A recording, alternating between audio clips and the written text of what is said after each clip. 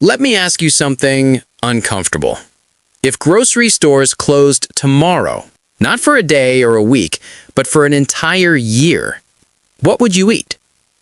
Most households have about 3 days of food at home. 3 days.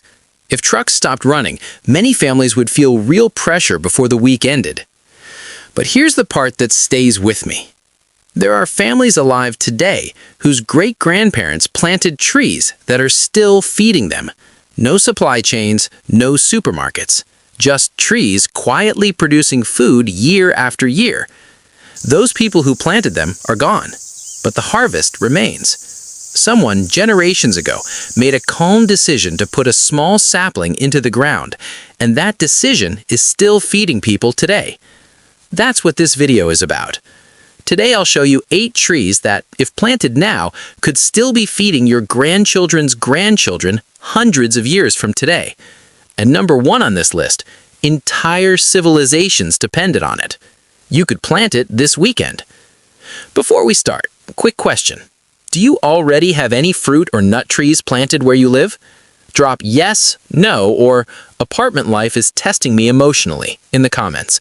I genuinely want to know where everyone's starting from. All right, let's begin. Tree number 8, mulberry. If you've never heard of mulberries, that's actually the point. Mulberries are among the most productive fruit trees on Earth. They grow across huge climate ranges and have been cultivated for thousands of years, yet you almost never see them in grocery stores. Why? Because the fruit is too delicate to ship. Fresh mulberries bruise easily and spoil quickly, which makes them useless for commercial agriculture. That invisibility becomes your advantage. A mature mulberry tree can produce 50 to 80 pounds of fruit every year for decades. The harvest spreads over several weeks, giving steady food instead of one overwhelming surge. You eat them fresh, dry them for storage, freeze them, or turn them into jams and wine. And the tree itself asks almost nothing from you. Poor soil? Fine. Heat? Fine. Neglect? Often better. In parts of Central Asia, dried mulberries have served as winter staple food for generations. Families dry them on rooftops and store them as real nutrition, not treats. When dried, mulberries contain unusually high protein for a fruit and provide meaningful calories through winter. Here's the practical step. Plant mulberries somewhere falling fruit won't annoy you, not over driveways or patios. Water during the first year while roots establish. After that, you're harvesting every summer for decades. One planting, 50 harvests or more. Tree number 7, hazelnut. This is where we stop talking about flavor and start talking about survival. In food shortages, the first thing people lack isn't vegetables or fruit, it's fat. Fat is extremely difficult to produce reliably from land, yet it's essential for calories and long-term energy. Hazelnut trees solve that problem beautifully. 1 pound of hazelnuts contains roughly 2,800 calories. A mature tree produces 20 to 30 pounds annually. Tens of thousands of calories stored naturally inside protective shells. No refrigeration required. Historically, during European famines, households with nut trees often survived when grain harvests failed. Nuts stored well, travel easily, and provided dense nutrition through winter. There's one important rule. Hazelnuts usually need cross-pollination. You must plant at least 2 compatible varieties nearby to get reliable crops. You plant 1 tree and you get decoration. Plant 2 and you get decades of food production. Every fall, those trees quietly produce calories many families today pay premium prices for in stores. And once established, they keep producing for 40 to 50 years or more. Quick check-in. What climate are you gardening in? Cold, moderate, or warm?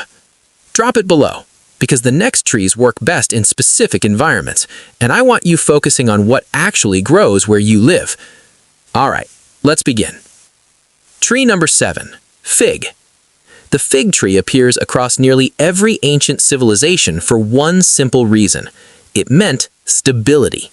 Figs show up in religious texts, ancient agricultural manuals, and historical records because families understood something important. If you had a fig tree, you were likely going to be okay. A mature fig tree can produce well over 100 pounds of fruit each year. Fresh figs are delicious, but the real value is preservation. Dried figs store for over a year without refrigeration and provide concentrated energy, minerals, and fiber. For centuries, they were carried by travelers, soldiers, and households preparing for uncertain seasons. And figs have another powerful advantage. They multiply easily. A branch cutting placed into soil can grow into a new tree. One fig becomes many, turning a single planting into an expanding food system. Production begins quickly too, often within 2 to 3 years. In colder climates, hardy varieties like Chicago hardy or brown turkey perform well near warm walls or sheltered locations. In warm climates, plant them in full sun and let them grow. Plant one today, and your children may still harvest from it decades from now. Tree number 4, carob. Carob is one of the most overlooked food trees in the modern world, and possibly one of the most resilient. Break open a carob pod and you'll notice something immediately. It smells sweet, almost chocolate-like. That's not coincidence. For thousands of years, before global cacao trade existed, carob served as a natural chocolate substitute across the Mediterranean. The pods can be eaten raw, ground into powder, or processed into syrup and flour. No added sugar required. The pods are naturally sweet and energy-dense. A mature carob tree can produce 200 to 400 pounds of pods every year. And unlike most fruits, those pods store for years in a cool, dry place with almost no processing. Harvest them, store them, and they remain usable long after other foods spoil. But what truly sets carob apart is durability. Carob thrives where many trees fail: rocky soil, extreme heat, drought conditions, and low fertility land. It evolved specifically in harsh Mediterranean climates where dependable food production mattered more than perfect growing conditions. There's even a fascinating historical detail tied to this tree. The word carat, used today to measure gemstones and gold, comes from carob seeds. Ancient traders relied on them because their weight was remarkably consistent. That's how reliable this tree was. It literally became a unit of measurement. Carob does require warm conditions. It dislikes hard freezes, so it performs best in Mediterranean or subtropical climates, places with mild winters and hot summers. But in the right environment, carob becomes almost maintenance-free after establishment. Water it for the first few years, then step back. Decades later, it's still producing sweet, shelf-stable food with minimal effort. We're past the halfway point now. The next 3 trees didn't just feed families, they supported entire societies for centuries. If you've been casually listening, now's the moment to really pay attention. These are legacy trees. Tree number 3, chestnut.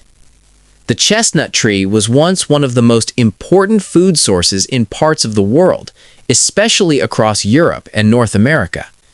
In fact, chestnuts were often called the bread tree. Before modern agriculture, mountain communities depended heavily on chestnuts because grain farming was unreliable in steep or rocky terrain. Chestnut trees grew where crops couldn't, producing hundreds of pounds of nutritious food every year. Then, in the early 1900s, chestnut blight wiped out billions of American chestnut trees, removing a foundational food source almost within a generation. But the tree itself remains extraordinary. A mature chestnut can yield 200 to 400 pounds of nuts annually. Unlike most nuts, chestnuts are high in carbohydrates rather than fat, making them nutritionally closer to grains like wheat or rice. They can be roasted, boiled, dried, or ground into flour for bread and pasta, foods that sustained entire regions for centuries. Chestnuts do require patience. Production begins around 5 to 7 years, with peak yields arriving decades later. You are planting this tree largely for future generations. And maybe that's the point. Planting chestnuts is an act of long thinking, choosing to create stability for people you may never meet. Today, blight-resistant varieties are widely available again. The opportunity to restore this legacy food tree exists right now. Tree number 2, walnut. If chestnuts are bread, walnuts are energy. A mature walnut tree produces roughly 50 to 80 pounds of nuts each year, translating into enormous calorie output packed with healthy fats and protein. Historically, this mattered immensely. During World War II rationing and the Great Depression, fats like butter and cooking oil became scarce. Families with walnut trees suddenly possessed something incredibly valuable: reliable nutrition growing in their own yards. The trees kept producing regardless of economic hardship. Walnuts store well, transport easily, and maintain high nutritional value over long periods. That combination made them both food security and economic security. And walnuts offer something unique among trees on this list. The wood itself is valuable. Black walnut timber is among the most prized hardwoods in North America. Over generations, a mature tree can represent significant financial value alongside annual food production. You're planting both nourishment and an appreciating asset. There is one practical consideration. Walnut trees release a compound called juglone, which can inhibit nearby plants. Vegetables and some fruit trees struggle within its root zone. So give walnuts space. Plant them away from gardens and let them dominate their own area. Initial production takes several years, but once mature, walnut trees can live and produce for well over a century. A single planting today could still be feeding descendants 200 years from now. Notice something about these trees. None of them promise instant results. They ask for patience. But history consistently shows that societies which invested in long-lived food systems endured uncertainty far better than those dependent on annual harvests alone.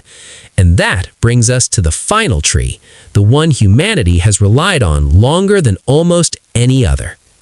Tree number 1, oak.